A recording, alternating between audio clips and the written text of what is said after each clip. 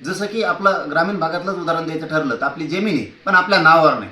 आता ती जमीन आपल्या नावावर झाली. आता ती पडक असू द्या, एक ना एक दिवस ती जमीन आपल्याला आता नीट करता येते. आज करता येईल, महिन्याने करता येईल, वर्षांनी 2 वर्षांनी करता येईल.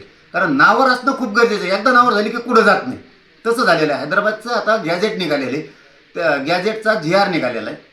त्यामुळं आपल्याला आता धक्का नाही, आपण कधीही प्रमाणपत्र काढू शकतोय. म्हणजे ह्या गैरसमाजाच्या बाहेर येणं गरजेचं आहे. कोणी गैरसमज पसरवी.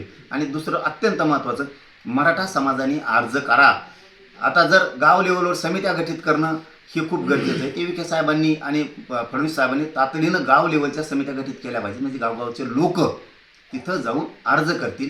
आणि जर समित्या गठीतच नाही केल्या तर मराठा समाजाला माझी विनंती आहे की मराठा समाजानं तहसीलदाराकडे अर्ज नेऊन द्या, किंवा म्हणू द्या, किंवा SDM म्हणू द्या की आम्हाला सरकारचे आदेश नाही. मग बघू आपण सरकारकडे, पण अर्ज सगळ्यांनी द्यायला सुरुवात करा.